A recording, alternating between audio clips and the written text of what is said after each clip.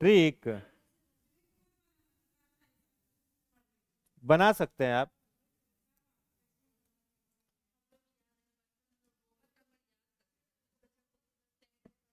क्या पढ़ना है?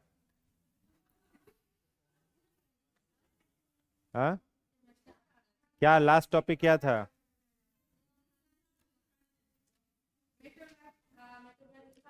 मेटलॉइड। हाइड्रोजन से अभी धातु से अभिक्रिया करके, धातु अम्ल से अभिक्रिया करके क्या बनाता है? हम्म, तो वही पूछ रहे हैं क्या बनाता है। हाइड्रोजन गैस धातु अम्ल से अभिक्रिया करेगा तब बनेगा, या अधातु से अम्ल अभिक्रिया करेगा तब बनेगा? कंफर्म? बाकी लोग नहीं बोल रहे हैं। 10th क्लास में एक प्रैक्टिकल आप लोग किए होंगे, किए हैं क्या?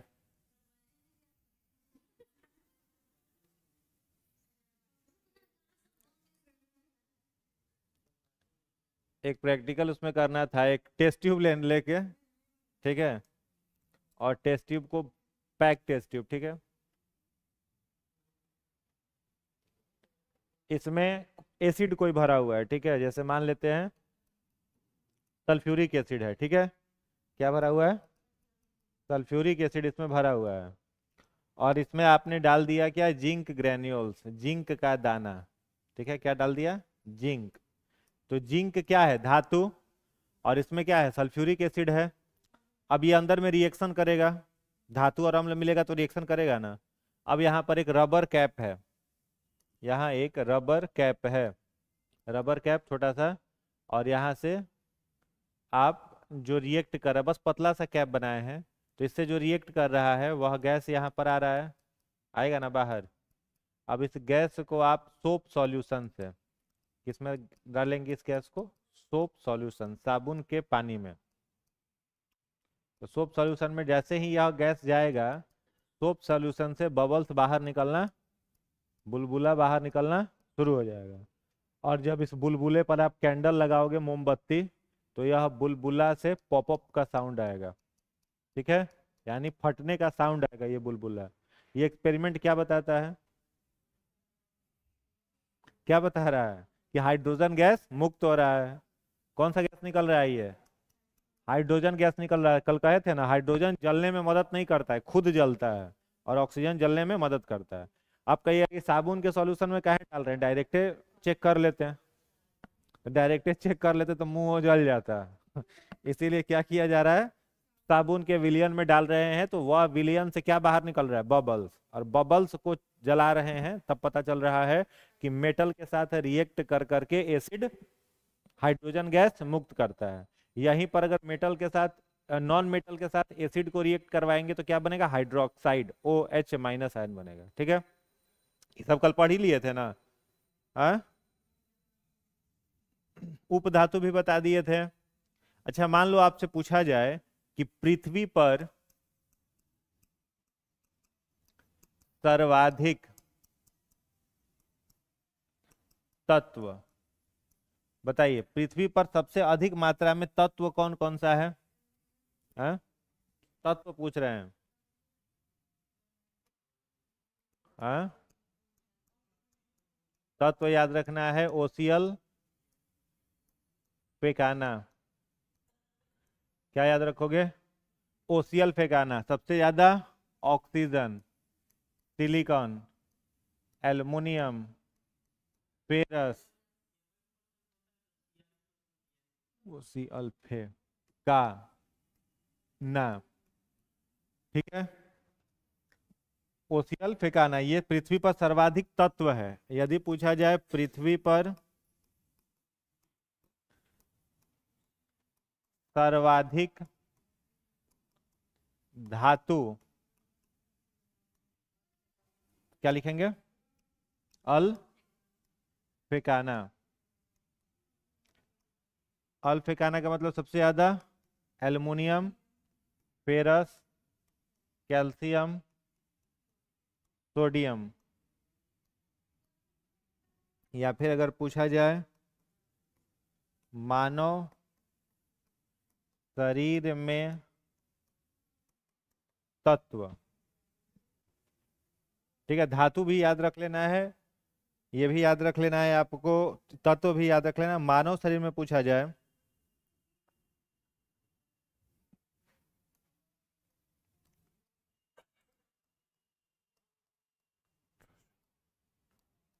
कैल्शियम,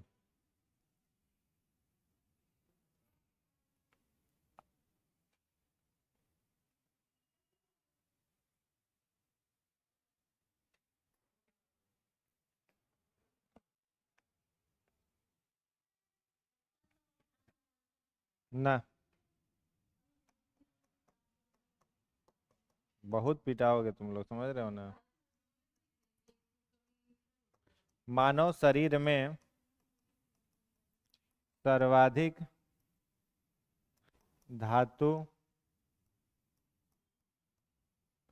कैल्शियम और सबसे कम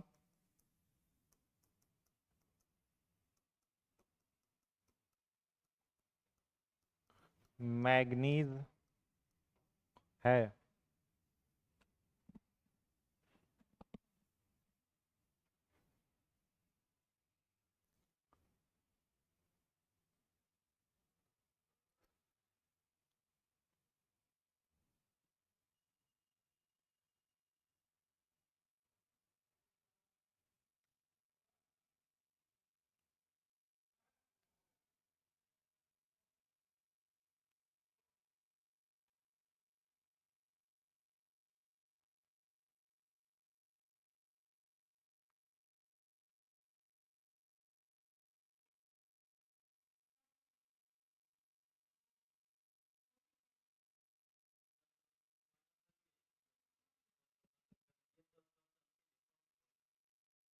हैं?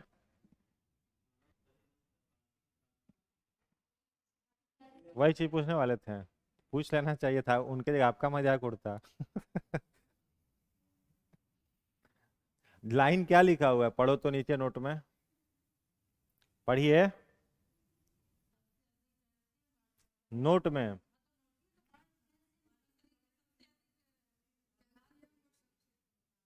हाँ, यहाँ ध्यान देना है, धातु है और ये सब तत्व है।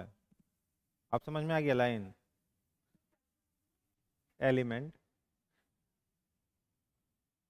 तत्व को हम लोग तीन भागों में बांटे ना, धातु, अधातु, उपधातु। हाँ, अब तत्व और धातु में अंतर समझ में आया। हाँ, तो पूछ क्या रही थी, नहीं समझ आया जी आपको।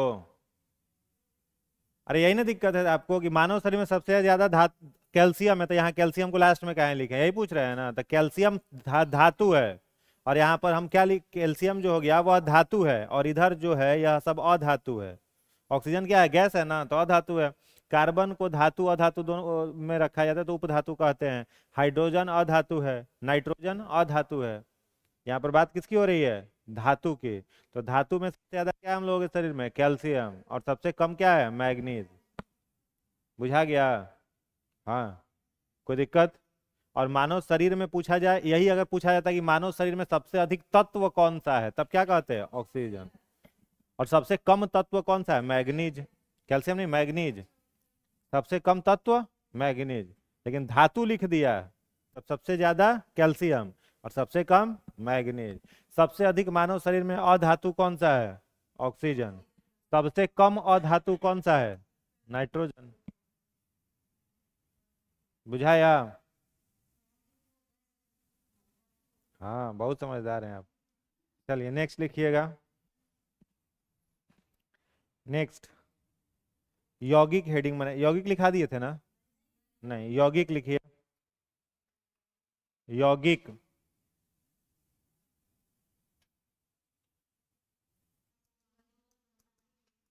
दो या दो से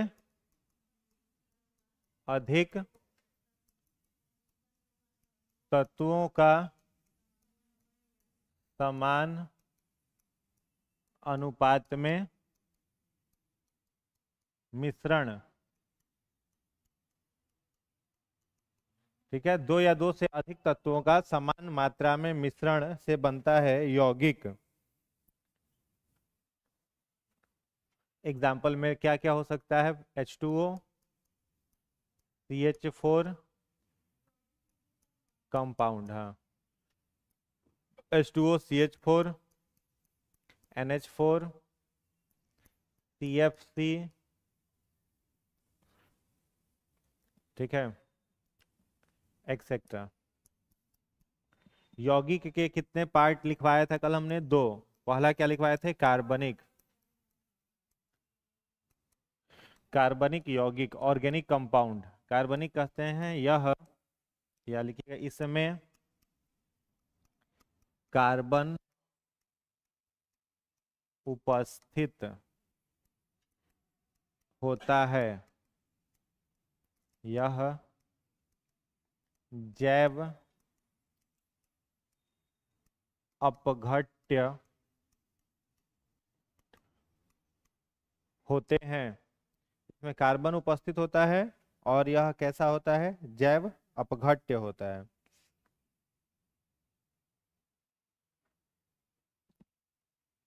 एग्जाम्पल में क्या क्या लिख सकते हो? CO2, CH4, C2, H5SH। दूसरा, अकार्बनिक यौगिक, इसमें कार्बन नहीं पाया जाता, यह जैव अपघट्य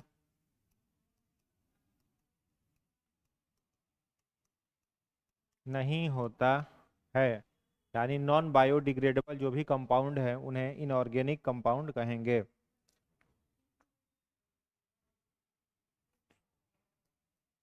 H2O, N2O, NO2,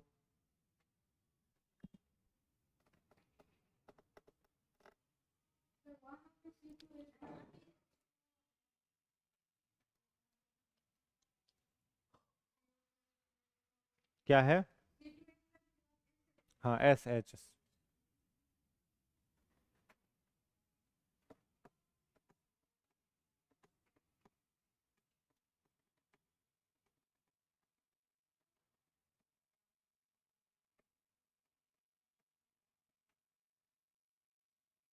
कोई कष्ट किन्हीं को? बताइए। नहीं पता?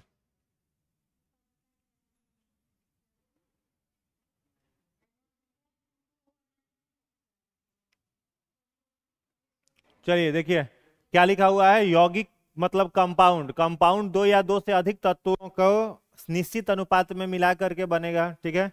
कंपाउंड कितना तरह का? दो तरह का, ऑर्गेनिक और इनऑर्गेनिक। ऑर्गेनिक माने कार्बन वाला, तो जैसे नाम ही लिखा हुआ है कार्बनिक यौगिक, तो आपको तुरंत मालूम हो जाएगा कि कार्बनिक लिखा है तो उसमें क्या पाया जाएगा? कार्बन। तो जिसमें भी कार्बन पाया जाएगा उसको मिट्टी में डाल देंगे मरने के बाद तो सड़ गल जाएगा। सड़ गल जाएगा इसलिए उसे कहा जाता है जैव अपघट्य, बायोडिग्रेडेबल, ठीक है। अकार्बनिक में क्या नहीं पाया जाएगा? कार्बन नहीं पाया जाएगा, इसीलिए वह जैव अपघट्य नहीं होगा, नॉन बायोडिग्रेडेबल होता है, सड़ेगा गलेगा नहीं। एग्जाम्पल में लिखा हुआ है पानी, H2O, ठीक है। इसमें आपको यहां पर देख रहे हो सभी में आपको क्या दिख रहा है? कार्बन। और यहां इनमें कार्बन दिख रहा है क्या? नहीं दिख रहा है, तो यह आपका इनऑर्गेनिक हो गया। N2O नाइट्रस ऑक्साइड कहते हैं। क्या कहते हैं? नाइट्रस ऑक्साइड, या फिर इसी को कहा जाता है लाफिंग गैस। क्या बोलते हैं? लाफिंग गैस, हंसाने वाला गैस या हास्य गैस भी इसको कहा जाता है। इसका और उपयोग किसमें किया जाता है? निश्चेतक में। किसमें किया जाता है? निश्चेतक में इसका यूज किया जाता है। किसी को बेहोश करने में ऑपरेशन ऑपरेशन किया जाता है तो उस समय उसको शून्य किया जाता है ना, तो वहां निश्चेतक के रूप में ईथर भी डलाता है, निश्चेतक के रूप में भी इसका यूज होता है, ठीक है। एनेस्थेसिया भी यूज होता है, एनेस्थेसिया के रूप में इसका यूज किया जाता है। समझ आया? क्लियर है? N2O हो गया, SO2 हो गया, ये सब। यहां पर देखो C2H5SH, इसको कहा जाता है इथाइल मार्केप्टेन। क्या नाम है? इथाइल मार्केप्टेन। इसका प्रयोग किया जाता है एलपीजी गैस में महक डालने के लिए, एलपीजी में महक डालने के लिए, स्मेल। जो एलपीजी गैस होता है उसमें किसी भी प्रकार का कोई गंध नहीं होता है, तो वो लीकेज करेगा तो विस्फोटक गैस से तुरंत आग पकड़ लेगा। क्या? आग पकड़ लेगा।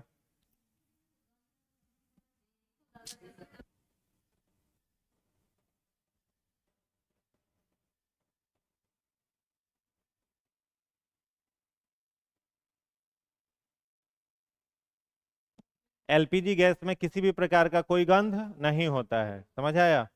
महक नहीं होता है, तो वो लीकेज करेगा तो पता नहीं चलेगा। और ज्वलनशील गैस है तो उसमें महक डालने के लिए मिलाया जाता है, हाँ, इथाइल मार्केप्टेन, तो उसमें महक आ जाता है, तब लीक करता है तो महकता है, नहीं तो ऐसे स्मेल नहीं आएगा। दोनों क्लियर हो गया? यौगिक भी समझ गया। इसके बाद क्या है? यौगिक के बाद मिश्रण। हाँ, तो पहला लिखिएगा मार्केप्टेन, MARCAPTAN, मार्केप्टेन। इसके बाद लिखिएगा विषमांग मिश्रण।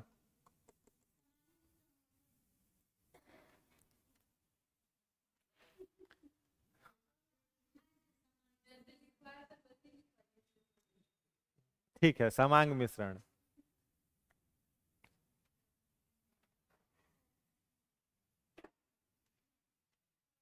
इसमें लिखिएगा वैसा मिश्रण, वैसा मिश्रण जिसके अवयव, जिसके अवयव पूरी तरह मिले होते हैं, जिसके अवयव पूरी तरह मिले होते हैं, कॉमा, इसे विलयन, ब्रैकेट में लिख लीजिएगा सॉल्यूशन भी कहते हैं।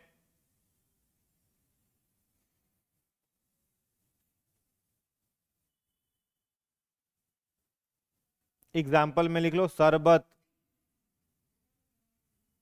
वायु। अगला पॉइंट, इसके दो प्रकार हैं,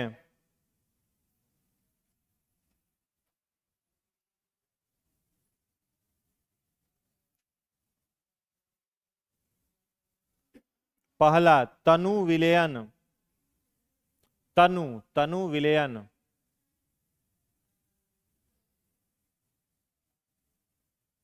ब्रैकेट में लिख लेना dilute solution, DILUTE, dilute solution.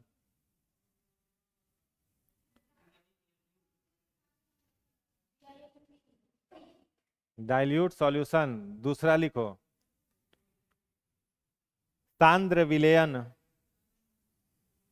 सांद्र विलयन, ब्रैकेट में कॉन्सेंट्रेटेड सॉल्यूशन, कॉन्सेंट्रेटेड सॉल्यूशन।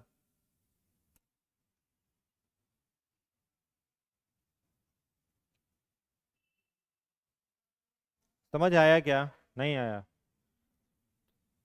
विलयन जो है उसमें अगर हम लोग देखेंगे समांग विसरण को, तो कितने तरह का हो जाएगा? पहला तनु, मतलब तनु को अंग्रेजी में क्या कहेंगे? डाइल्यूट। और दूसरा क्या हो जाएगा? सांद्र, यानी कॉन्सेंट्रेटेड, कॉन्सेंट्रेटेड। ठीक है, तो तनु में क्या होगा? तनु में विलेय की मात्रा कम होगी और सांद्र में विलेय की मात्रा अधिक होगी। विलेय की मात्रा क्या होगी? अधिक होगी। समझ में आया? कोई भी विलयन बनेगा तो विलयन में दो चीज होता है। जैसे कोई विलयन बन रहा है सॉल्यूशन, तो विलयन में क्या क्या पाया जाएगा? एक पाया जाएगा विलेय, और दूसरा क्या पाया जाता है? विलायक। जैसे आप शरबत पी रहे हैं तो शरबत में दो चीज है, तो शरबत में जो चीनी है वह क्या है, विलेय है। शरबत में नमक डाल रहे हैं वह क्या है, विलेय है। और विलायक के रूप में उसमें क्या रह रहा है, पानी रह रहा है। समझ में आया। तो सांद्र जो तनु जो भी सॉल्यूशन होगा उसमें विलेय मतलब ये चीनी वाला जो पार्टिकल हो गया वह क्या होगा, कम होगा। हाँ, और विलायक जो होगा ज्यादा होगा। हाँ, विलेय को सॉल्यूट कहते हैं और इसको सॉल्वेंट कहते हैं। ठीक है। तो सॉल्यूट किसमें ज्यादा कम होगा, डाइल्यूट में। सॉल्यूट किसमें ज्यादा होगा, सांद्र में। समझ में आया। अब कोई भी एसिड है, HCl है, HCl से आप जाकर के कोई लैब में प्रैक्टिकल कर रहे हैं तो खतरनाक है, हाथ पैर पर गिर जाएगा तो जला देगा। तो सांद्र रूप में वह रहता है तो उसको हम लोग पहले क्या करते हैं, डाइल्यूट। डाइल्यूट करने के लिए उसमें क्या मिलाते हैं, पानी। तो कमजोर होता है, और कमजोर होता है तब हम लोग उसका क्या करते हैं, लैब में कोई प्रैक्टिकल करना होता है तो करते हैं। क्लियर हो गया। तो यह दो प्रकार का है। लेकिन अगर पूछा जाए कि साहब विलयन का कौन कौन सा प्रकार है, विलयन का सॉल्यूशन कितने तरह का हो सकता है, तो इसे हम लोग तीन पार्ट में बांट सकते हैं विलयन को। एक होता है संतृप्त विलयन। संतृप्त विलयन, सैचुरेटेड सॉल्यूशन। दूसरा होता है असंतृप्त, असंतृप्त विलयन,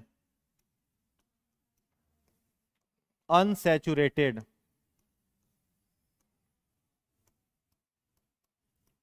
और तीसरा अति संतृप्त विलयन।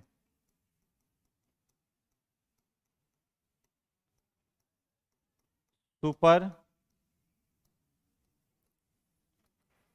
Saturated solution.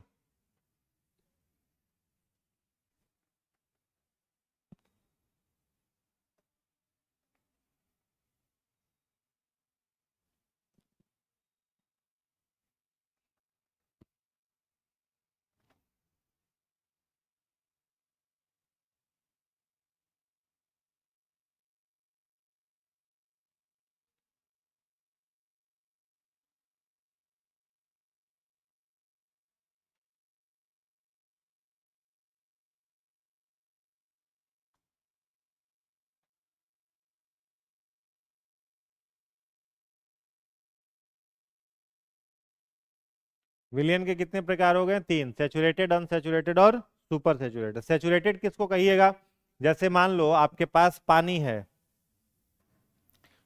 ठीक है। कितना लीटर पानी है, 5 लीटर। ठीक है, क्या लीटर पानी है, 5 लीटर। इस 5 लीटर पानी में 2 किलोग्राम चीनी घुल सकता है। कितना घुल सकता है, 2 किलोग्राम। आपने घोल दिया। अब इस पानी के मॉलिक्यूल्स के बीच में जो डेंसिटी था, घनत्व था, वह मैक्सिमम हो गया। ठीक है। अब घनत्व मैक्सिमम हो गया, डेंसिटी फुल हो गई, तो उस पानी में अब कुछ घुलने की स्थिति में है, नहीं है। यानी 5 लीटर पानी में अगर 2 किलो चीनी घुल सकता था और आपने पूरा घोल दिया, तो इस विलयन को हम लोग क्या कहेंगे, सैचुरेटेड सॉल्यूशन कहेंगे। दूसरा केस हो सकता है अनसैचुरेटेड का। आपके पास सेम 5 लीटर पानी है, इसमें 2 किलोग्राम चीनी घुल सकता है, आपने इसमें 1 kg 500 ग्राम या जो भी घोला है। ठीक है। तो यह आपका विलयन कैसा है, अभी अनसैचुरेटेड, इसकी डेंसिटी फुल नहीं हुई है। हाँ, 500 ग्राम और एड ऑन हो सकता है। तीसरा केस है सुपर सैचुरेटेड का, यानी आपके पास सेम 5 लीटर पानी है। क्या है, 5 लीटर पानी है, आपने इसमें 2 किलोग्राम चीनी को क्या कर दिया, घोल दिया। 5 लीटर पानी में 2 किलो चीनी घोल दिया, मतलब ये क्या बन गया, सैचुरेटेड। अब कोई आए आकर के कहे कि इसमें नमक घोलो चाहे नींबू घोलो तभी हम इसका शरबत पियेंगे, नहीं तो नहीं पियेंगे। अब आप परेशान होइएगा कि नींबू घोले कैसे या नमक घोले कैसे। नमक डालिएगा उसका स्वाद आएगा ही नहीं। क्यों नहीं आएगा, क्योंकि पानी सैचुरेटेड हो गया है। नींबू डालिएगा, नींबू ऊपर रह जाएगा, पानी में घुलेगा ही नहीं, उसमें डेंसिटी उसकी फुल है। तो उस केस में क्या करोगे, हाँ, गर्म करेंगे इसको। क्या करेंगे, गर्म करना शुरू करेंगे, हीट देना शुरू करेंगे। और जब इसको आप हीट दीजिएगा पानी में, तो इसके मॉलिक्यूल्स के बीच में जगह बनना शुरू हो जाएगा। और फिर आप इसमें जो ऐड करना चाहते हैं वो ऐड हो जाएगा। वेपोराइज्ड होगा तो पानी बाहर निकलेगा, उसके साथ उसमें जो घुला हुआ है सॉल्यूट वो बाहर निकलेगा, और इसमें इंटरमोलिकुलर स्पेस बन जाएगा। फिर इसमें आप कुछ घोल सकते हैं। तो इस सॉल्यूशन को क्या कहेंगे, सुपर सैचुरेटेड सॉल्यूशन। समझ आ गया, समझ आया। जैसे शादी ब्याह में कहीं खाना खाने गए, पेट आपका भर गया खाना खाने के बाद, और उसके बाद पता चला कि आइसक्रीम आ रहा है, उसके बाद रसगुल्ला आ रहा है, ठीक है, जब पेट भरा हुआ है तब आ रहा है, तो क्या करिएगा, सैचुरेटेड होने के बाद अपने आप को अनसैचुरेटेड करने के लिए इनो उनो खोजिएगा कि मिले, हजमोला उजमोला मिले, है ना, है, जीरा पानी मिले, ताकि अनसेचुरेटेड हो। तो यही सेचुरेटेड को अनसेचुरेटेड करने के लिए यदि हीट का यूज किया जा रहा है तो सुपर सेचुरेटेड कहलाता है। कोई दिक्कत?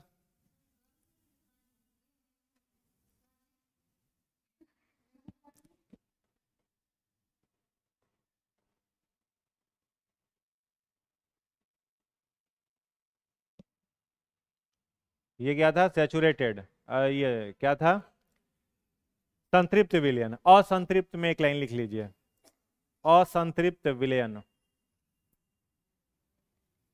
असंतृप्त,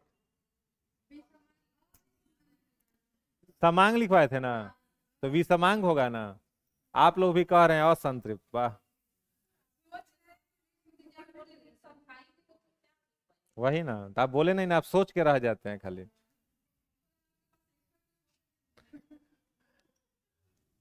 विलयन चैप्टर पढ़ाएंगे तब एक्स्ट्रा बताएंगे। चलो तो क्या लिखे, विसमांग मिश्रण, विसमांग में लिखिएगा, इसके अवयव पूरी तरह नहीं घुले होते हैं। इसके अवयव पूरी तरह नहीं घुले होते हैं।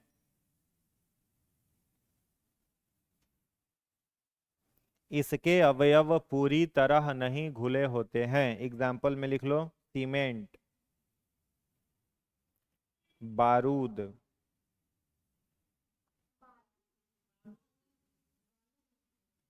बालू भी हो जाएगा, बारूद भी हो जाएगा, वायु भी हो जाएगा, हवा, वायु,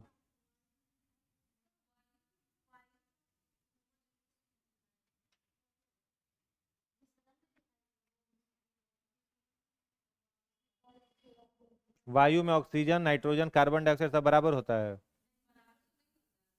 तब उसके बाद लिखिएगा विलायक।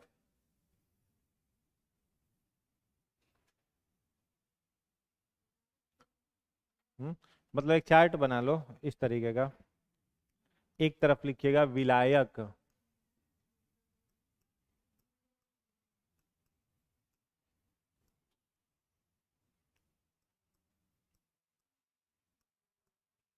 विलेय,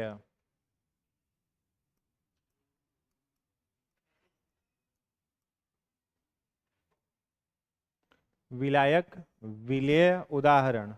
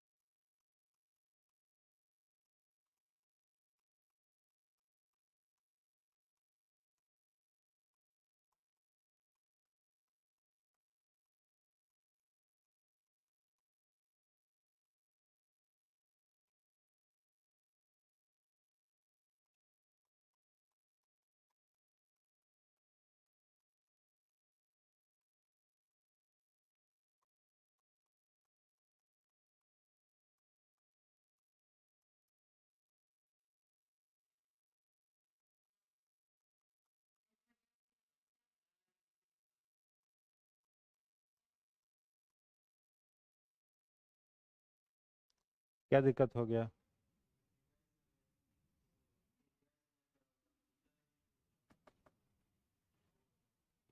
क्या पिछला लाइन में, गैस में द्रव्य, ठीक तो है,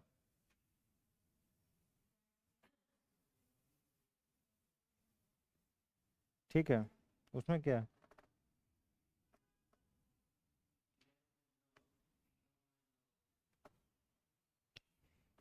जैसे वैसे लिखिए।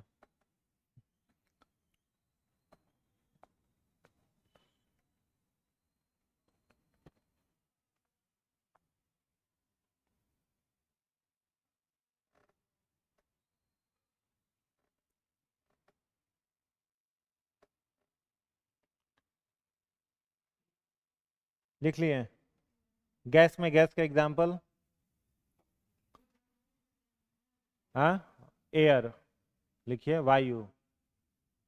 गैस में गैस का एग्जाम्पल में लिखिए वायु, एयर। लिख लिए? गैस में द्रव्य?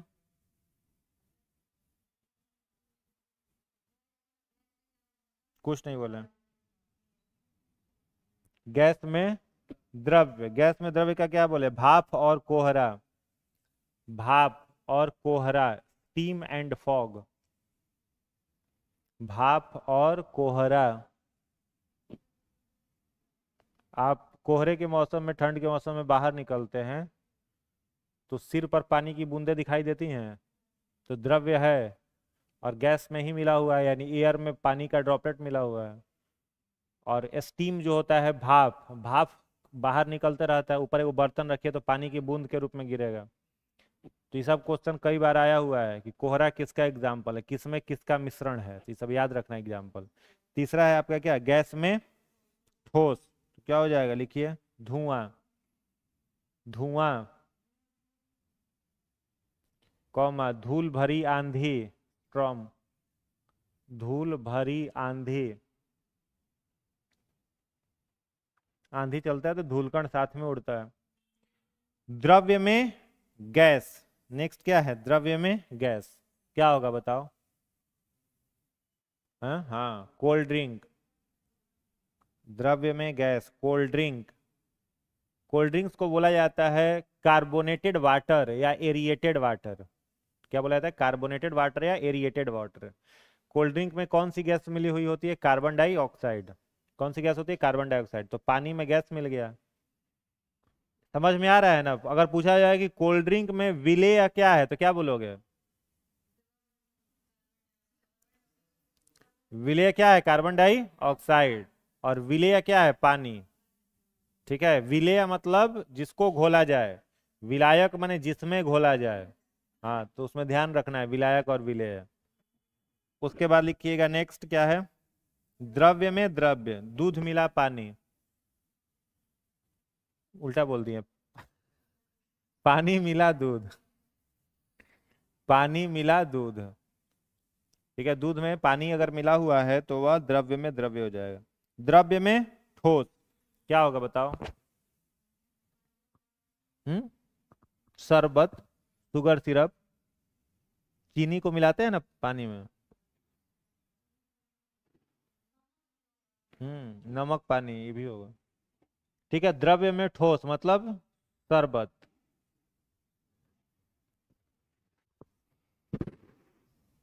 ठोस में गैस।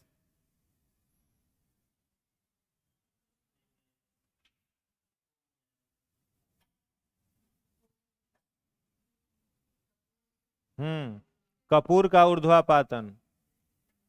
कपूर का ऊर्ध्वापातन, सब्लिमेशन ऑफ कैम्फर। कपूर का ऊर्ध्वापातन, ऊर्ध्वापातन, सब्लिमेशन ऑफ कैम्फर। उसके बाद क्या है? ठोस में द्रव्य क्या होगा? ग्रीज। ग्रीज समझते हो? साइकिल के चेन में जो लगाते हैं। हाँ, grease, GREASE, grease. GREASE, grease. Grease नहीं बोलते हैं। उसके बाद आपका क्या है? ठोस में ठोस। ठोस में ठोस में लिख लीजिए पीतल।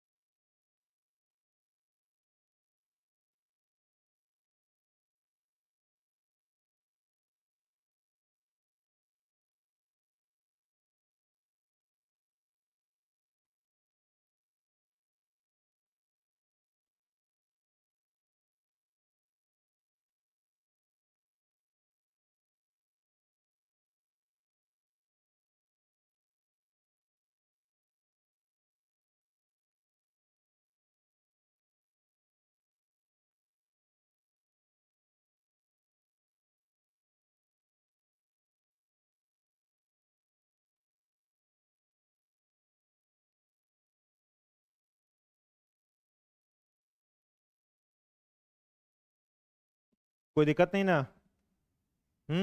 चलिए नेक्स्ट लिखिएगा, इसके बाद हेडिंग बनाइएगा डिस्पर्सन, परिक्षेपण। नेक्स्ट हेडिंग बनाओगे परिक्षेपण।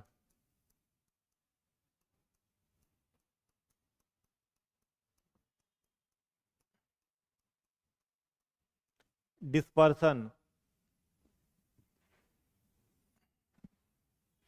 डिस्पर्सन इसमें लिखिएगा जब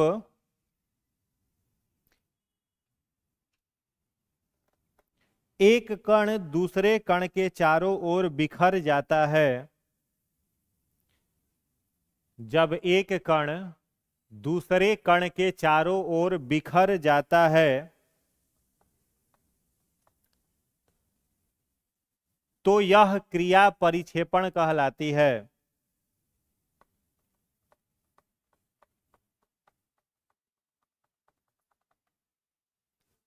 एग्जाम्पल, दूध के चारों ओर वसा का फैल जाना, दूध के चारों ओर वसा का फैल जाना।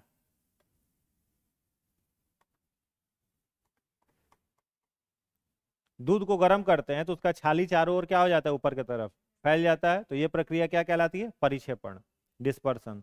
दूसरा लिखिएगा निलंबन, सस्पेंशन, निलंबन,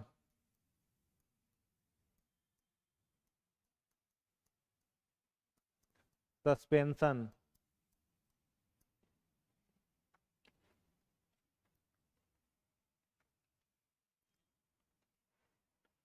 लिखेंगे इनके कणों का आकार, इनके कणों का आकार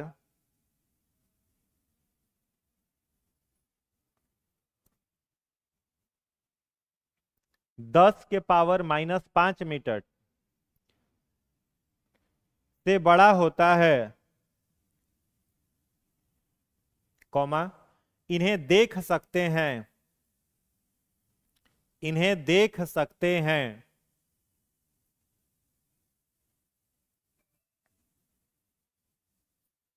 कॉमा इन्हें फिल्टर पेपर से छाना जा सकता है, इन्हें फिल्टर पेपर से छाना जा सकता है।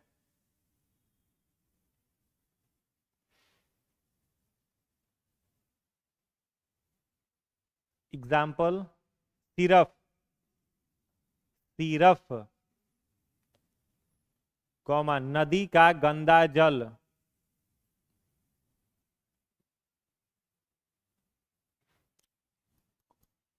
उसके बाद लिखिएगा कोलवाइडी,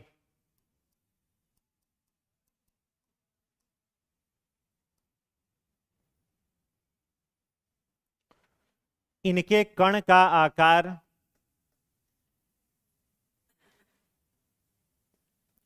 10⁻⁻7 से 10⁻⁻5 मीटर,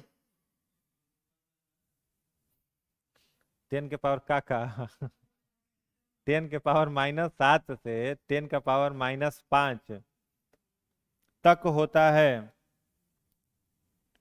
तक होता है, कॉमा इन्हें खुली आंखों से नहीं देख सकते हैं, मतलब बंद आंखों से देखेंगे, माइक्रोस्कोप से, या लोग जो चश्मा में माइक्रोस्कोप रखे होंगे वो लोग देख सकते हैं।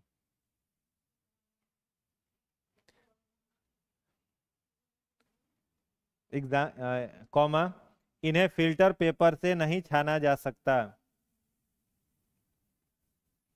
इन्हें फिल्टर पेपर से नहीं छाना जा सकता।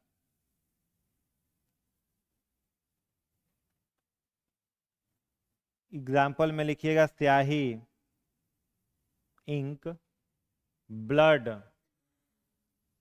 ब्लड,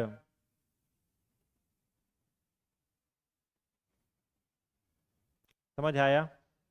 नहीं आया? ठीक है। परिक्षेपण का एग्जाम्पल क्या हो जाएगा, दूध के चारों ओर वसा का परिक्षेपण। सस्पेंशन पार्टिकल का साइज जो होता है 10⁻⁻5 से क्या होगा, बड़ा होगा, मतलब 10⁻⁻4, 10⁻⁻3, ठीक है। तो साइज इसका बड़ा होते जाएगा तो इसे आप फिल्टर पेपर से छान सकते हैं, ठीक है। तो नदी का पानी हो गया। सिरप जो होता है, कप सिरप पी रहे हैं, तो कप सिरप पानी में बहुत सारे पार्टिकल होते हैं, उसको फिल्टर पेपर से छानिएगा ना तो अलग अलग हो जाएगा। क्लियर हो गया? तो उसको क्या बोलेंगे? निलंबन। कोलवाइडी किसे बोलेंगे? पार्टिकल का साइज 10⁻⁷ मीटर से लेकर के 10⁻5 मीटर के बीच में होगा, मतलब इससे इसका साइज क्या हो गया? बड़ा हो गया, सॉरी छोटा हो गया। क्या हो गया? छोटा हो गया। तो साइज जैसे ही इनका छोटा हुआ तो आप इसे फिल्टर पेपर से छान नहीं सकते हो।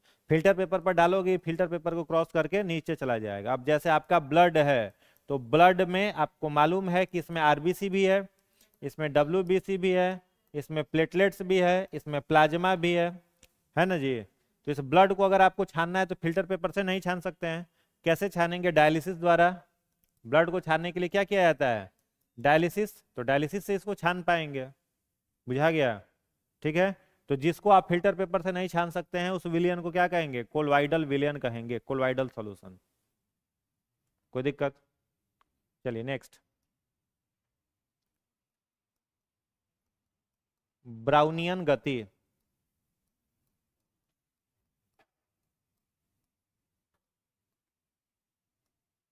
Brownian movement.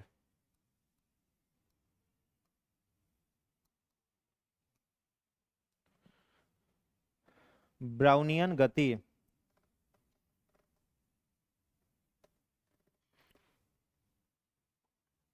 इस पर लिखिएगा। कोलवाइड और निलंबन के कण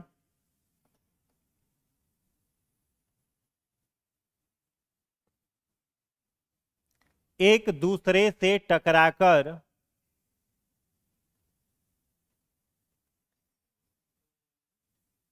कोलवाइड और निलंबन के कण एक दूसरे से टकराकर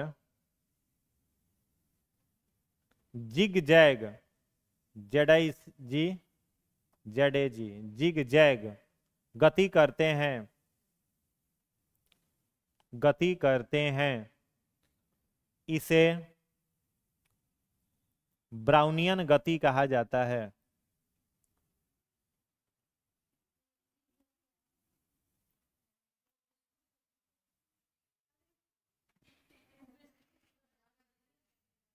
देखो इसमें मान लो दो पार्टिकल रखा हुआ है। एक पार्टिकल क्या रखा हुआ है? सिरफ। क्या रखा हुआ है? सिरफ। सिरफ रखा हुआ है। और एक पार्टिकल इसमें क्या रखा हुआ है? स्याही। क्या रखा हुआ है? स्याही। ये सिरफ है, ये स्याही है। इन दोनों का पार्टिकल इसमें भरा हुआ है। तो जैसे ही दोनों एक दूसरे से टकराएगा, वो इधर भागेगा तो इधर भागेगा, वो इधर भागेगा, वो इधर भागेगा। तो जिग जैग का मतलब होता है सीधी रास्ता में नहीं चलना, टेढ़ा माड़ा। सांप कैसे चलता है? जिग जैग मोशन में। हाँ, तो इसी को बोला जाता है zig zag motion. Zig zag motion. अब एक पार्टिकल का साइज आपका है 10⁻⁷, एक पार्टिकल का साइज है 10⁻⁴। तो दोनों टकराएगा तो जिगजैग मोशन में भागेगा। यह गति क्या कहलाएगी? ब्राउनियन गति कहलाएगी, ब्राउनियन मूवमेंट कहलाएगा। ठीक है। चलिए नेक्स्ट लिखिएगा। टिंडल प्रभाव, टिंडल इफेक्ट लास्ट है इसका। Tyndall effect. टिंडल प्रभाव।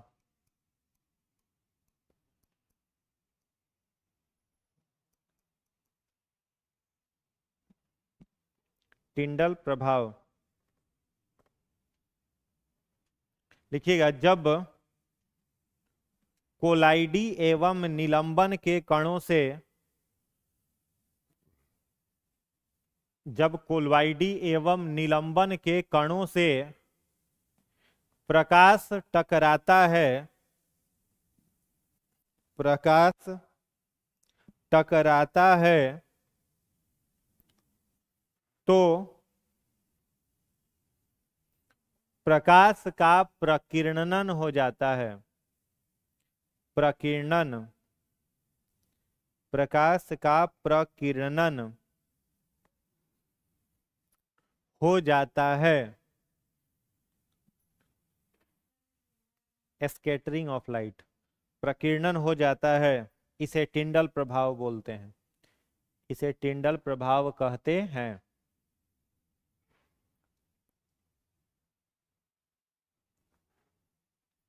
नहीं समझ आया? नहीं आया? ठीक है। जैसे अब आप लाइट को टॉर्च जलाइए और सामने धूलकण है, ठीक है, तो आप लाइट को देखते हो कि धूलकण को देखते हो? लाइट देख सकते हैं? लाइट देख सकते हैं क्या? एक झटका मारेंगे, बल्ब देख रही हो कि लाइट देख रही हो? वो लाइट तुमको दिख रहा है जी, बल्ब है ना। प्रकाश को हम लोग नहीं देख सकते हैं, विजिबल कैसे होगा? क्या देखते हैं? जो धूलकण होता है, टॉर्च आप जलाते हो तो जो डस्ट पार्टिकल है, उस डस्ट पार्टिकल में टिंडल प्रभाव हो रहा है, स्कैटरिंग ऑफ लाइट हो रहा है, दोनों पार्टिकल सब इधर उधर प्रकाश को परावर्तित कर रहा है। हाँ, तो प्रकाश को देख रहे हो कि वस्तुओं को देख रहे हो जो इसमें है? तो चमगादड़ की आंख है तुम्हारे पास, प्रकाश देख ले रहा है। चलो हो गया। ठीक है, तो इंट्रोडक्शन इतना ही था केमिस्ट्री का, क्लियर है? अब चैप्टर पर शुरू कर देते हैं। चैप्टर शुरू कर देना। चलो, चैप्टर में पहला चैप्टर हेडिंग बना लो, परमाणु संरचना। 2 दिन से आप लोगों का टेस्ट नहीं हुआ है क्वेश्चन का। अब केमिस्ट्री भी, इसका भी टेस्ट चैप्टर बढ़ रहा है।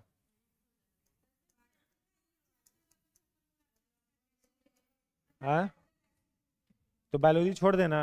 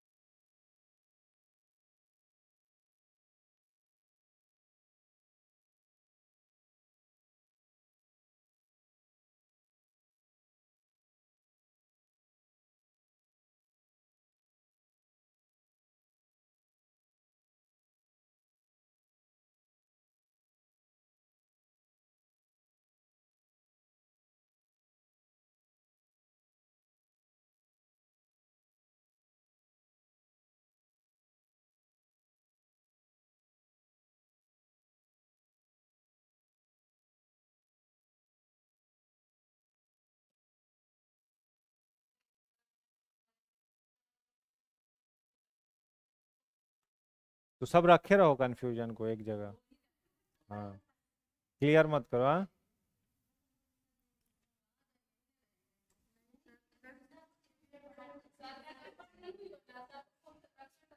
ना ना, वो सब नहीं है।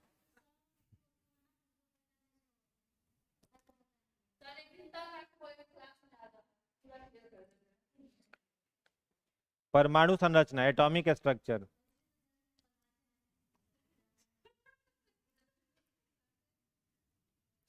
एटॉमिक स्ट्रक्चर में लिखिएगा पहला पॉइंट। पहले इसको थोड़ा सा बेसिक इसका समझ लीजिए। दो वर्ड से यह बना हुआ है। पहला वर्ड है ए और दूसरा क्या है, टॉम। ए का मतलब क्या होता है, नॉट, और टॉम का मतलब क्या होता है, बाइट। जिसे आप नहीं काट सकते हैं उसी को क्या बोला जाता है, एटम। समझ में आ रहा है? जिसे आप नहीं काट सकते हो, नहीं छोटा कर सकते हो, उसको क्या कहते हैं, एटम। हिंदी अगर नाम देखो तो यह भी दो शब्दों से बना हुआ है। पहला वर्ड है परम और दूसरा वर्ड है अणु। ठीक है, संधि विच्छेद करेंगे तो दो शब्द आएगा, परम जोड़ अणु। परम का मतलब क्या होता है, छोटा, और अणु का मतलब क्या होता है, कण। सबसे छोटा कण जिसे विभाजित नहीं किया जा सकता है। परमाणु समझ गए क्या होता है, पदार्थ का सबसे छोटा कण। जैसे ये पेन है, इस पेन को हम छोटा करते जाएं तो एक समय ऐसा आएगा जब इसका सबसे छोटा पार्टिकल बचेगा जिसे और छोटा नहीं कर सकते हैं। तो वही पार्टिकल को हम लोग क्या कहेंगे, परमाणु। क्या कहेंगे, परमाणु। तो ये जो परमाणु शब्द है, इसके बारे में सबसे पहले डिस्कस जिस व्यक्ति ने करा उसका नाम, उनका नाम था ऋषि कणाद। क्या नाम था, ऋषि कणाद। तो परमाणु के बारे में सबसे पहले चर्चा करने वाले कौन थे, ऋषि कणाद। ठीक है, वो परमाणु के बारे में बताएं कि पदार्थ का सूक्ष्मतम कण क्या कहलाता है, परमाणु। समय आगे बढ़ा और एक व्यक्ति आया जिसका नाम था जॉन डाल्टन। क्या नाम था, जॉन डाल्टन। ठीक है, तो जब जॉन डाल्टन आया तो उसने परमाणु को क्या कहा, एटम। परमाणु को का अंग्रेजी नाम दे दिया, क्या नाम दे दिया, एटम। और डिफिनीशन भी तनी अंग्रेजी में दे दिया, the smallest particle of matter which can not be divided in further particle. पदार्थ का छोटा कण जो विभाजित नहीं हो सकता है उसको परमाणु कहा। किसने कहा, डाल्टन ने। इस कारण से हम लोग डाल्टन को क्या कहते हैं, फादर ऑफ एटॉमिक स्ट्रक्चर। परमाणु संरचना का जनक किसे कहा जाता है, जॉन डाल्टन को कहा जाता है। ऋषि कणाद को हम लोग भूल जाते हैं, किसको कहते हैं, जॉन डाल्टन को कहते हैं। क्लियर है? लेकिन वर्तमान समय में, उस समय एटम को डिवाइड नहीं किया जा सका था, किसके समय, डाल्टन के समय। समय आगे बढ़ा, कई सारे वैज्ञानिक हैं। एक वैज्ञानिक आते हैं जिनका नाम था जे जे थॉमसन। एक व्यक्ति आते हैं जिनका नाम था गोल्डस्टेन। एक व्यक्ति आते हैं जिनका नाम था रदरफोर्ड। एक व्यक्ति आते हैं जिनका नाम था चैडविक। एक व्यक्ति आते हैं जिनका नाम था पाउली। ठीक है, एक व्यक्ति आते हैं जिनका नाम था युकावा। तो कई सारे वैज्ञानिक आते चले गए डाल्टन के थ्योरी के बाद। और एक मान लो यह एटम है, डाल्टन कहा कि यह डिवाइड नहीं होगा, ये एटम है, यह डिवाइड नहीं होगा। किसने कहा, डाल्टन ने। अब आए जे जे थॉमसन तो कहेंगे कि डिवाइड हुआ होगा। किसमें डिवाइड होगा, तो इसके एक पार्टिकल को इन्होंने इससे अलग कर दिया। वह पार्टिकल क्या कहा गया, इलेक्ट्रॉन। ठीक है, उसके बाद समय आगे बढ़ा तो एक और व्यक्ति आया, गोल्डस्टेन। इलेक्ट्रॉन निगेटिव था। ठीक है, दूसरा व्यक्ति कौन आया, गोल्डस्टेन। कहा कि नहीं, इलेक्ट्रॉन के अलावा भी इसको एक पार्ट में हम डिवाइड कर सकते हैं। उन्होंने कहा कि प्रोटॉन होता है इस पे। ठीक है, क्या होता है, प्रोटॉन होता है।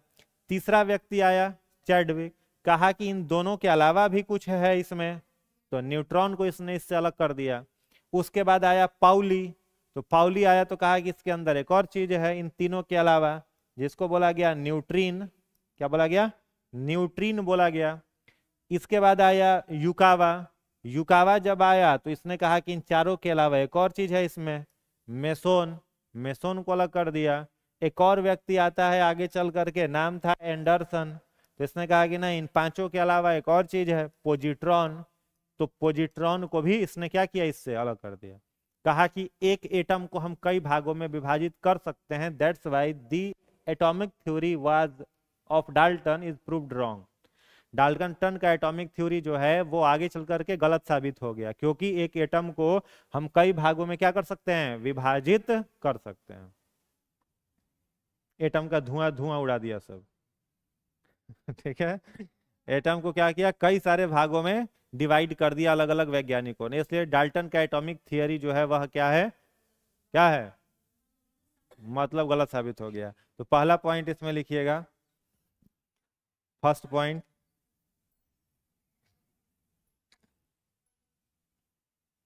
ऋषि कणाद ने परमाणु शब्द दिया और कहा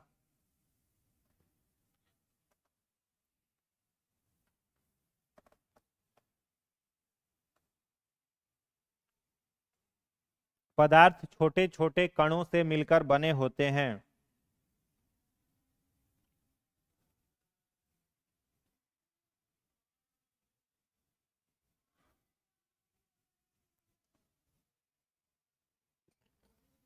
कणों से मिलकर बने होते हैं जिन्हें परमाणु कहा जाता है।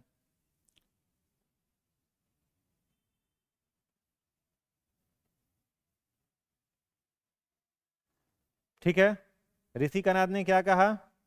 पदार्थ छोटे छोटे कणों से मिलकर बने होते हैं जिन्हें क्या कहते हैं? परमाणु। ये व्याख्या सही था। ठीक है, इन्होंने ये नहीं कहा कि परमाणु अविभाज्य होता है। ये कहने का गलती किसने किया? डाल्टन ने किया।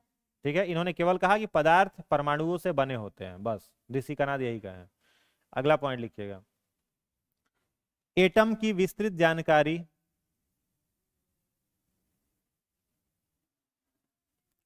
एटम की विस्तृत जानकारी जॉन डाल्टन ने दिया।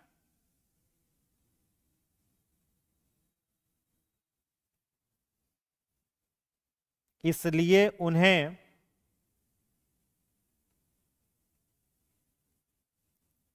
परमाणु संरचना का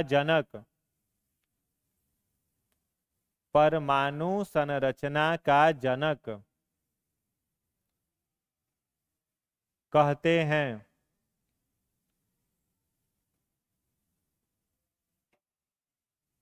ठीक है, फादर ऑफ एटॉमिक स्ट्रक्चर किसे कहेंगे? जॉन डाल्टन को। ठीक है, अगला पॉइंट। डाल्टन ने सर्वप्रथम बताया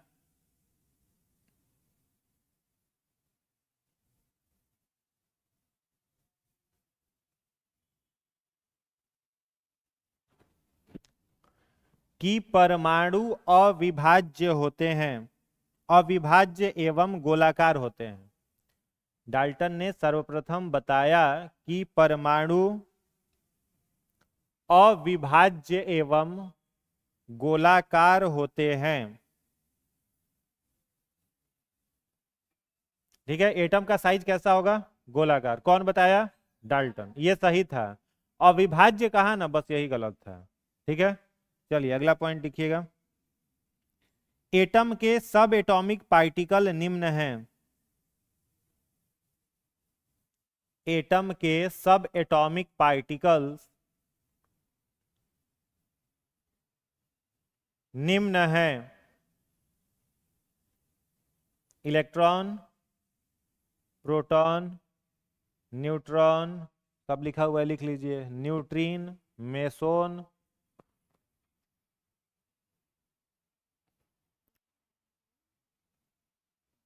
न्यूट्रॉन के बाद न्यूट्रिन, मेसोन, पोजिट्रॉन इत्यादि। हाँ, पोजिट्रॉन, बस यही मत लिख लीजिएगा पोजिल। हाँ, पोजिट्रॉन। ठीक है, एटम का सब एटॉमिक पार्टिकल यह सब कहलाएगा। इलेक्ट्रॉन, प्रोटॉन, न्यूट्रॉन, पोजिट्रॉन, ये सारा का सारा। क्लियर है? कोई दिक्कत? अगला पॉइंट लिखिएगा। प्रोटॉन और न्यूट्रॉन को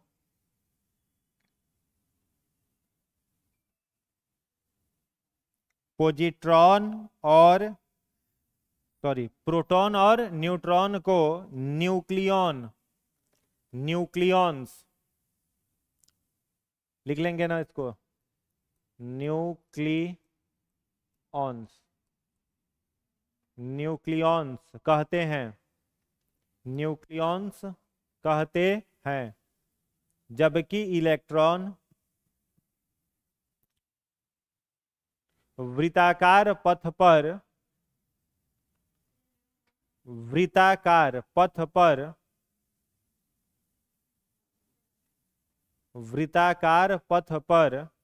गति करते हैं। वृत्ताकार पथ पर गति करते हैं।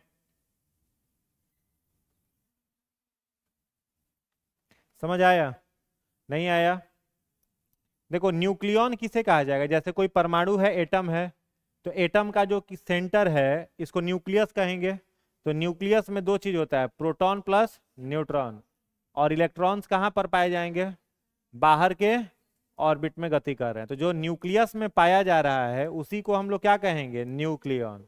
तो क्वेश्चन आया हुआ है कि निम्नलिखित में से कौन न्यूक्लियॉन नहीं है? तो इलेक्ट्रॉन न्यूक्लियॉन नहीं है।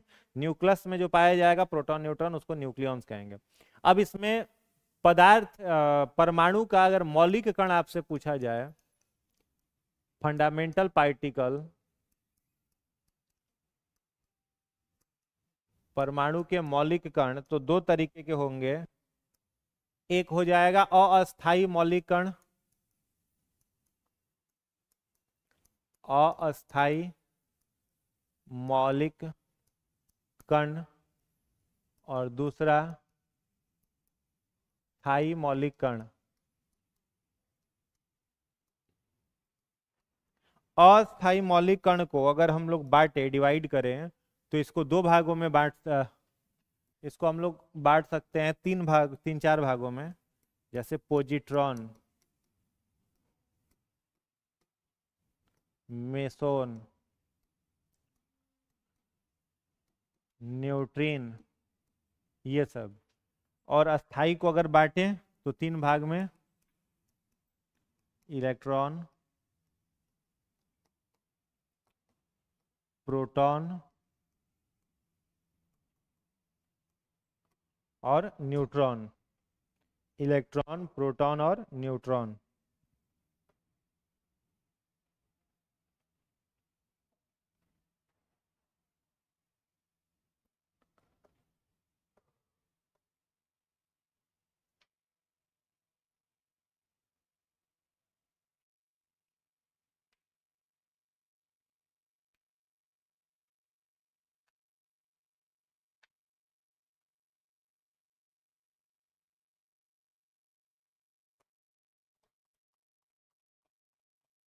हो गया?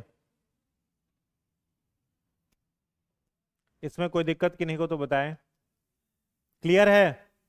अगर पूछा जाए कि परमाणु का अस्थाई कण कौन कौन सा है, तो अस्थाई कण के रूप में क्या है इसमें? पोजिट्रॉन, मेसोन और न्यूट्रॉन। अस्थाई मतलब जो हो भी सकता है एटम में और नहीं भी हो सकता है, लेकिन हर एक एटम में फिक्स है कि ये तीन चीज, इलेक्ट्रॉन, प्रोटॉन और न्यूट्रॉन, रहेगा ही रहेगा। ये फिक्स है, कंफर्म है। क्लियरली समझ में आ गया? अब एक वर्ड आता है इसमें प्रतिकण का, कि साहब प्रतिकण एंटी पार्टिकल किसे कहते हैं? Anti particle. तो किसे कहोगे एंटी पार्टिकल? लिखिएगा, यह परमाणु में दो विपरीत गुण वाले कण होते हैं।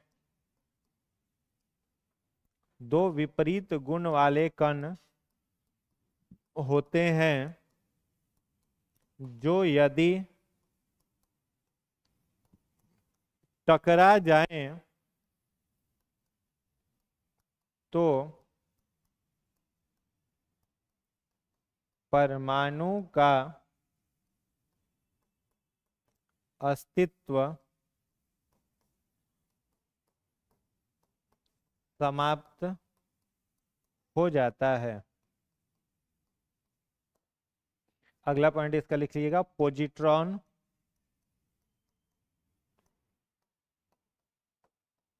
इलेक्ट्रॉन का प्रतिकण है जिसकी खोज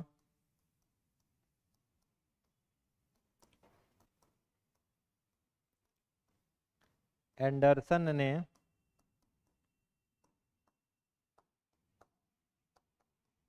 किया था।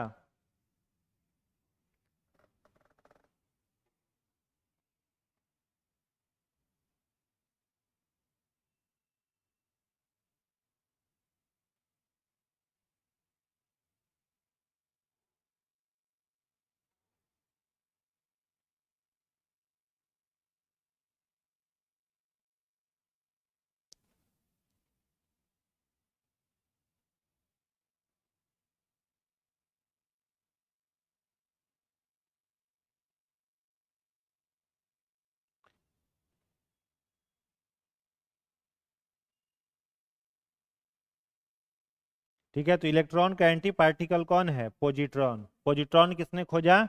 एंडरसन ने। इसको प्रतिकण क्यों कहा जाता है इलेक्ट्रॉन का? जैसे मान लो ये कोई इलेक्ट्रॉन है, ये कोई एटम है, तो एटम में इलेक्ट्रॉन गति कर रहा है और इसके विपरीत डायरेक्शन में कौन गति कर रहा है? पॉजिट्रॉन। और दोनों आपस में कोलाइड कर जाएं, टकरा जाएं, तो इनके टकराने से जो एनर्जी रिलीज होगी वह एनर्जी इस पूरे के पूरे एटम को डिस्ट्रॉय कर देगी, पूरे एटम को खत्म कर देगी। समझ में आ रहा है? तो प्रतिकण विपरीत गुण वाले, विपरीत चार्ज वाले कण होते हैं जो यदि आपस में टकरा जाते हैं तो इलेक्ट्रॉन समाप्त हो जाता है। क्लियर है? तो ये पॉजिट्रॉन किसने खोजा? एंडरसन ने। किसका एंटी पार्टिकल है? इलेक्ट्रॉन का। क्लियर है? एक और पॉइंट लिखिएगा, नेक्स्ट पॉइंट।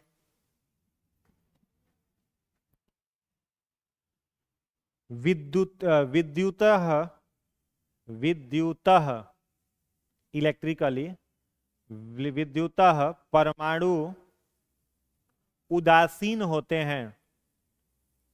विद्युतः परमाणु उदासीन होते हैं। Atoms are electrically neutral. विद्युतः परमाणु उदासीन होते हैं। इनका कुल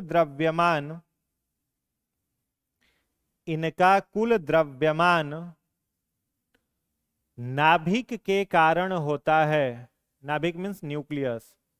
नाभिक के कारण होता है।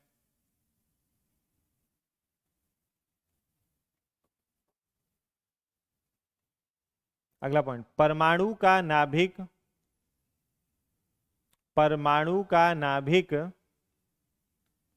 धनावेशित मतलब पॉजिटिवली चार्ज, धनावेशित होता है, जिसकी खोज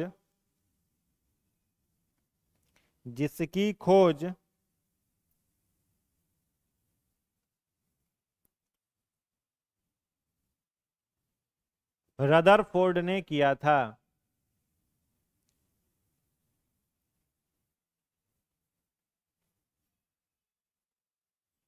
ठीक है, अगर पूछा जाए कि कोई एक एटम है, परमाणु है, इस एटम का मास किसके कारण है, तो क्या कहोगे?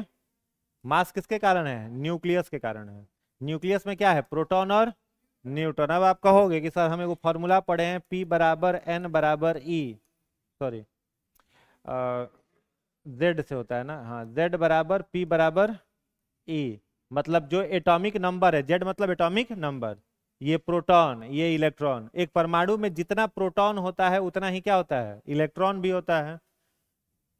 तो जब इलेक्ट्रॉन बाहरी कक्षा में है तो इलेक्ट्रॉन के कारण फिर इसका द्रव्यमान क्यों नहीं हो रहा है? द्रव्यमान केवल किसके कारण होता है? परमाणु का। प्रोटॉन प्लस न्यूट्रॉन के कारण उसका मास होता है। इलेक्ट्रॉन का कोई रोल नहीं है। इलेक्ट्रॉन का रोल इसलिए नहीं है कि इलेक्ट्रॉन स्थिर नहीं होता है, वो लगातार क्या करते रहता है? गति करते रहता है। ऐसे वाले झूले पर अगर आपको बैठा दिया जाए तो हर एक जगह आपके बॉडी का वेट जो होगा वह क्या होते रहेगा? चेंज होते रहेगा। अर्थ के सरफेस से जितना ऊपर जाओगे वेट कमेगा, अर्थ के सरफेस के तरफ आओगे वेट बढ़ेगा। हर एक जगह पर क्या होता है? चेंज होते रहेगा। तो इलेक्ट्रॉन चूंकि आउटर ऑर्बिट पर लगातार घूम रहे हैं, इस कारण से इलेक्ट्रॉन के मास का कोई रोल परमाणु के मास में नहीं है। केवल किसका रोल है? प्रोटॉन और न्यूट्रॉन का। तो पूछा जाए कि परमाणु का द्रव्यमान किसके कारण है? न्यूक्लियस के कारण है, मतलब प्रोटॉन प्लस न्यूट्रॉन के कारण है। इलेक्ट्रॉन का उसमें कोई रोल नहीं है। क्लियर है? पूछा जाए कि परमाणु विद्युतः कैसा होता है? पॉजिटिव होता है, निगेटिव होता है, या क्या होता है? तो न्यूट्रल होता है। कैसा होता है? न्यूट्रल, उदासीन। और एटम का जो न्यूक्लियस है यह कैसा होता है? पॉजिटिव। न्यूक्लियस कैसा है? पॉजिटिव। और पूरा परमाणु कैसा है? न्यूट्रल। अब कोई एक एटम है, मान लो यहां पर हम एक एटम ले रहे हैं सोडियम का। किसका एटम है? सोडियम। यह है आपका सोडियम तत्व। तो इसमें जो अलग अलग ऑर्बिट्स हैं, नील्स बोर ने क्या कहा? यह क्या है? K, L, M और सबसे बाहरी N, नील्स बोर ने कहा। अब K ऑर्बिट जो है, इस पर मैक्सिमम इलेक्ट्रॉन कितना रह सकता है? 2। याद रखना है, 2, 8, 18, 32। तो इस पर क्या गो इलेक्ट्रॉन? 2 गो इलेक्ट्रॉन। इस पर क्या गो इलेक्ट्रॉन? 8। इस पर क्या गो इलेक्ट्रॉन? 1। सोडियम का है तो कितना आएगा? 1 आएगा। एटॉमिक नंबर 11 होता है, तो 2, 8, 1। तो बाहरी कक्षा पर क्या इलेक्ट्रॉन आया, एक इलेक्ट्रॉन। अंदर में जो ये जो 2 इलेक्ट्रॉन हुआ 8 + 2 10, इसको हम लोग कहते हैं कोर इलेक्ट्रॉन। क्या कहते हैं, कोर इलेक्ट्रॉन। और सबसे बाहरी ऑर्बिट में जो इलेक्ट्रॉन है उसको वैलेंस इलेक्ट्रॉन। तो कोई भी केमिकल रिएक्शन होगा तो परमाणु के भीतर में जो इलेक्ट्रॉन है वो कोई भाग नहीं लेता है। केमिकल रिएक्शन में भाग कौन लेता है, बाहरी कक्षा में घूमने वाला इलेक्ट्रॉन यानी वैलेंस इलेक्ट्रॉन भाग लेता है।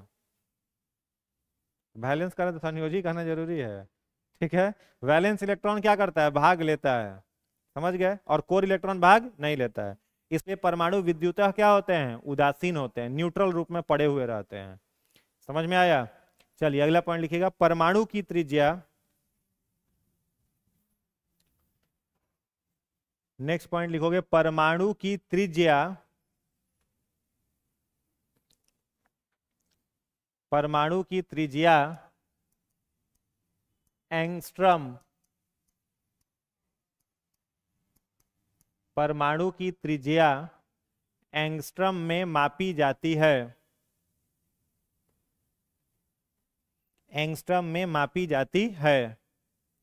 1 एंगस्ट्रम बराबर 10⁻⁻10 मीटर।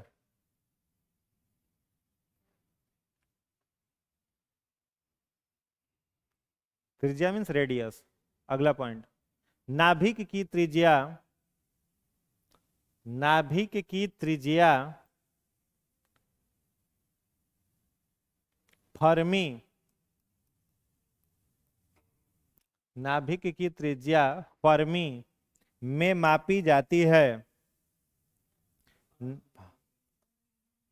हाँ फर्मी, फर्मी में मापी जाती है। 1 फर्मी बराबर 10⁻⁻15 मीटर।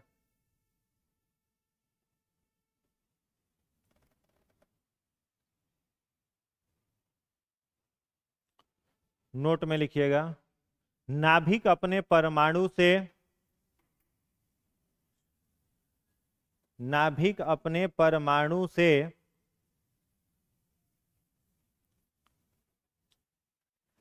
10⁵, 10⁵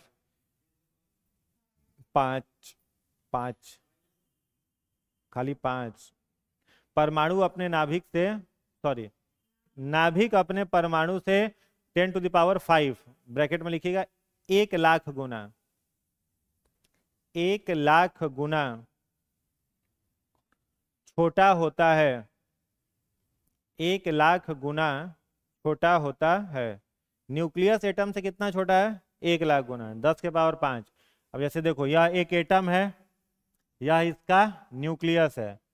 तो इस न्यूक्लियस का रेडियस अगर देखोगे ना, ये वाला न्यूक्लियस का रेडियस, तो यह कितना है 10⁻⁻15, मतलब फर्मी। क्या है, एक फर्मी। और ये पूरा एटम का रेडियस अगर देखोगे, ये वाला एटम का पूरा रेडियस देखोगे तो यह आपका होगा 10⁻10 मीटर, मतलब 1 एंगस्ट्रम। तो न्यूक्लियस अपने एटम से कितना छोटा हो गया, 1,00,000 गुना छोटा हो गया। 1,00,000 गुना 10⁵5 हो गया ना। ठीक है, तो आज इतना ही। एटॉमिक मॉडल हेडिंग बना के छोड़ दीजिए नेक्स्ट क्लास के लिए।